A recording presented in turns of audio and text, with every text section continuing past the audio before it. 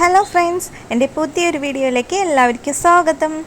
നല്ല എരിവും പുളിയൊക്കെ പിടിച്ചിട്ടുള്ള നല്ല തനി നാടൻ കേരക്കറി എങ്ങനെ വെക്കണേന്ന് നോക്കാം. 2 കിലോത്തോളമുള്ള ഒരു കേര ക്ലീൻ ചെയ്തതിൻ്റെ പീസാണ് ഇത്. മുഴുവൻ പീസ് എടുക്കണില്ല കേട്ടോ. അതിൻ്റെ പകുതി മാത്രമേ ഞാൻ ഇന്ന് കറി വയ്ക്കാനായിട്ട് എടുക്കണുള്ളൂ കേട്ടോ. ഏകദേശം ഇത് ഒരു 1 കിലോത്തോളം ഉണ്ടാവും കേട്ടോ.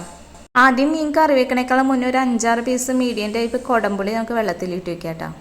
പിന്നെ എടുത്തത് ഒരു 10-20 ചെറിയുള്ളിയും ഒരു ചെറിയ കഷ്ണം ഇഞ്ചി, 3 വെളുത്തുള്ളി, 3 പച്ചമുളക്, കുറച്ച് കറിവേപ്പില. ഇനി നമുക്ക് ഈ ചെറിയുള്ളിയും ഇഞ്ചിയും വെളുത്തുള്ളിയൊക്കെ നന്നായിട്ടൊന്ന് ചതച്ചിട്ട് മാറ്റി വയ്ക്കാം. ഞാൻ 3 പച്ചമുളകും കൂടി കീറി വെച്ചാൽ മീൻകറി വെക്കാനുള്ള എല്ലാ ചേരുവകളും റെഡി ആയിട്ടുണ്ട്. ഇനി നമുക്ക് മീൻകറി വെക്കാനായിട്ടുള്ള കലം വെച്ചിട്ട് അത് ചൂടായി കഴിയുമ്പോൾ കുറച്ച് വെളിച്ചെണ്ണ അങ്ങോട്ട് ഒഴിച്ചു കൊടുക്കാം കേട്ടോ. വെളിച്ചെണ്ണ ചൂടായി കഴിയുമ്പോൾ നമുക്ക് അതിലേക്ക് ഒരു 1/2 ടീസ്പൂൺ കടുകും 1/2 ടീസ്പൂൺ ഉലുവയും കുറച്ച് കറിവേപ്പിലയും ഇഞ്ചി പച്ചമുളക് പിന്നെ ചുവന്നുള്ളി ചതച്ച് വെച്ചിരുന്നത് അതെല്ലാം കൂടിയിട്ട് നന്നായിട്ട് അങ്ങോട്ട് വഴറ്റാം കേട്ടോ. കുറച്ച് ഉപ്പ് ചേർത്ത് കൊടുക്കുക, അപ്പോൾ വേഗം തന്നെ വാടിക്കിട്ടും കേട്ടോ. ഇനി ഇതിലേക്ക് വേണ്ടത് ഒരു ചെറിയൊരു സ്പൂണ് മഞ്ഞൾപ്പൊടി ഇട്ട് കൊടുക്കാം കേട്ടോ. പിന്നെ 1 ടേബിൾ സ്പൂൺ മല്ലിപ്പൊടി, 3 ടേബിൾ സ്പൂൺ മുളക് പൊടി, 2 ടേബിൾ സ്പൂൺ കാശ്മീരി ചില്ലി പൗഡറും കൂടിയും ചേർത്ത് കൊടുക്കാം.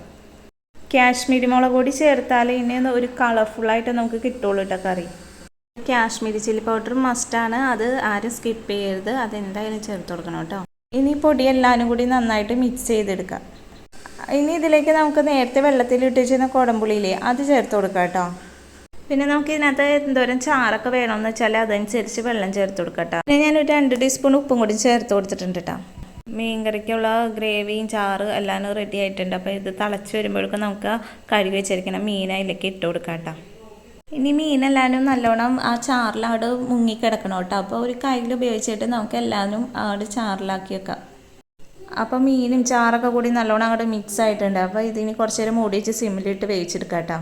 ഒരു 10-15 മിനിറ്റ് അടച്ചു വെച്ച് വേവിച്ചിട്ട് ഈ എണ്ണയൊക്കെ തെളിഞ്ഞ് വരുമ്പോൾ നമുക്ക് പിന്നെ തുറന്ന് വെച്ച് കുറച്ച് ടൈം അവിടെ വേവിച്ചെടുക്കണം. അപ്പോൾ ഇത് നല്ലോണം അങ്ങോട്ട് വറ്റി വരുമ്പോഴേക്കും കുറുകിയ രീതിയിൽ തന്നെ നല്ല ചാറൊക്കെ ആയിട്ട് കിട്ടും. അപ്പം നമ്മുടെ കേരക്കറി റെഡി ആയിട്ടുണ്ട്. ഇനി അടുത്ത സ്റ്റെപ്പ് പറയേണ്ടതില്ലല്ലോ, നമുക്കൊരു കപ്പയൊക്കെ പുഴുങ്ങി ആ കേരയും മീൻ കറിയൊക്കെ കൂടി ഒഴിച്ച് അങ്ങോട്ട് കഴിക്കാം.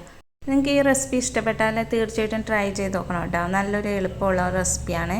അപ്പോൾ ഇതുവരെ ഞങ്ങളുടെ ചാനൽ സബ്സ്ക്രൈബ് ചെയ്യാത്തവരാണെങ്കിൽ സബ്സ്ക്രൈബ് ചെയ്യണം കേട്ടോ. കമൻറ്റ് ചെയ്യാനും ലൈക്ക് ചെയ്യാനും മറക്കില്ലല്ലോ. അപ്പോൾ ഓക്കെ, ബൈ ബൈ.